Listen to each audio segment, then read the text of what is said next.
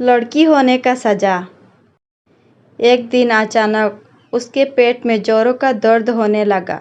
दर्द इतना तेज था कि उसे बर्दाश्त नहीं हो रहा था। माँ को आवाज़ दी तो माँ ने दवाई दे दी। थोड़ा सा आराम मिला, मगर दर्द का ख़त्म ना होने वाला सिलसिला शुरू हो चुका था। कभी कभी तो उल्टियाँ भी होने लगी। सब घर वाले अब उसे शक की नज़रों से देखने लगे। उसका पेट बढ़ता जा रहा था और उसके साथ दर्द भी। घर वालों ने सवालात शुरू कर दिया था। बता, किसके साथ मुंह काला करके आई है? किसका पाप अपने पेट में लिए घूम रही है? अपने परिवार की इज्जत उछालते हुए तुझे जरा भी शर्म नहीं आई? तू पैदा होते ही मर क्यों नहीं गई? अब हम समाज में क्या मुंह दिखाएंगे? पेट का दर्द इतना तकलीफ देने वाला नहीं था जितना सबके बेरुखी सा सवाल और भरोसा उठ जाना तकलीफ दे रहा था। धीरे धीरे सब ने बात करनी छोड़ दी। कभी जो घर की एक लौती बेटी और एक लौती बहन होने पर नाच किया करती थी, उसके कहने से पहले ही उसकी सारी फरमाइशें पूरी हो जाया करती थी।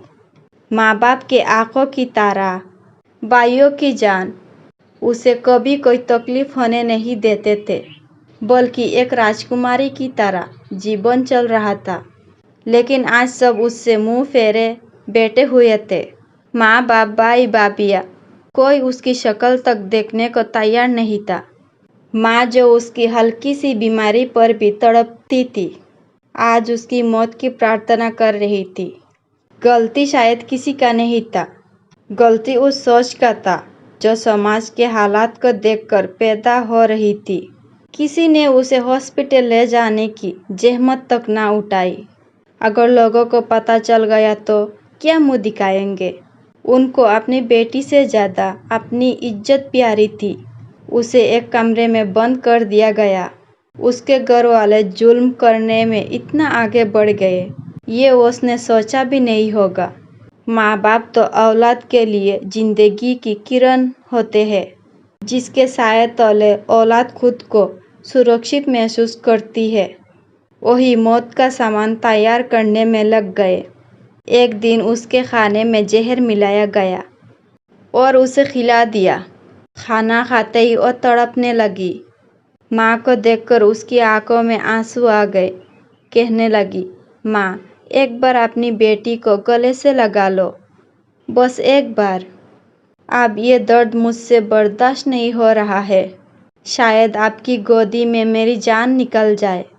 मगर पता नहीं उस माँ का दिल इतना कठोर क्यों हो गया था कि बेटी की इतनी तकलीफ को देखकर भी नहीं पिघला। उसका चीख चीख कर रोना सुनकर आस पड़ोस के लोग जमा होने लगे। लोगों की भीड़ देखकर माँ बाप की सर शर्म से झुक गया। शर्म बेटी के तड़पने पर नहीं आ रही थी, बल्कि अपनी इज्जत के जाने के डर से आ रहे थे। सबके कहने पर अपनी इज्जत बचाने के लिए इसे हॉस्पिटल ले गए। हालात बहुत ज़्यादा बिगड़ चुकी थी, इसीलिए जल्दी जल्दी में सारे चेकअप किए गए। लड़की के माता पिता कहाँ है? डॉक्टर ने पूछा। जरा आप मेरे साथ चले। डॉक्टर उन्हें अपने केबिन में ले गया।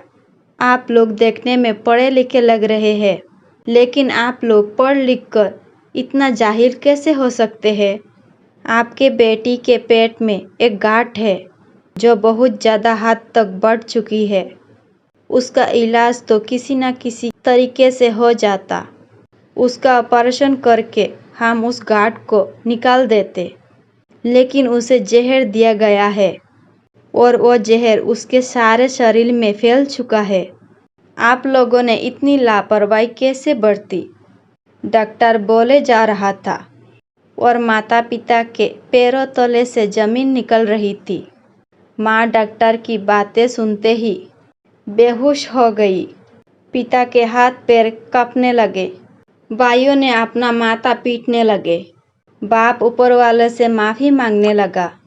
ये हमने क्या कर दिया? सच्चाई जाने बिना अपनी बेटी को अपने हाथों से ही मौत के घाट उतर दिया। काश कि मैं पहले ही उसे हॉस्पिटल ले आता, तो ये सब कुछ ना होता।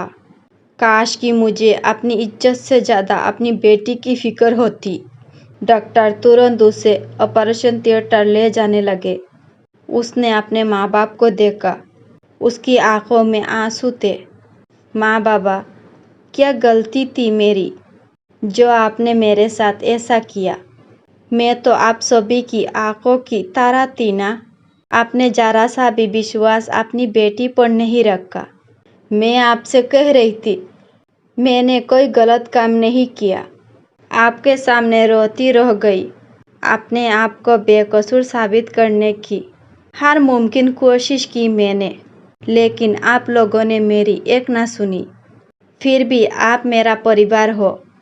मैं आप लोगों से बहुत प्रेम करती हूँ, इसीलिए जाते जाते आप सबको माफ़ कर देती हूँ। अब मेरे अंदर जीने की तमन्ना नहीं है। डॉक्टर उसे बचाने की पूरी कोशिश कर रहे थे। बाहर माँ बाप और भाई भाभियाँ उसके लिए प्रार्थना कर रहे थे। डॉक्टर साहब बाहर आए और कहा, अफसोस है कि हम उसे बचा नहीं पाए, लेकिन आप सब ने बहुत बड़ा गुनाह किया है। ऊपर वाला शायद ही आप लोगों को माफ़ करेगा। जब उसे बाहर लाया गया तो माँ ने उसके चेहरे को बड़े प्यार से देखा। उसी चेहरे को जिसने कितने महीनों तक देखना भी पसंद नहीं करती थी।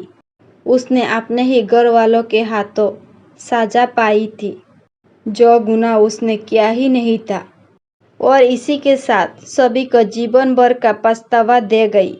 दोस्तों, हमारे बच्चे कितने भी गलतियाँ क्यों ना करें, हम उन्हें समझाना और सही रास्ते पर लाने की जिम्मेदारी हम पर है। समाज क्या कहता है, ये सोचकर हम उन्हें अपने आप से दूर नहीं कर सकते। इसीलिए अपने बच्चों की अच्छे से ध्यान रखें।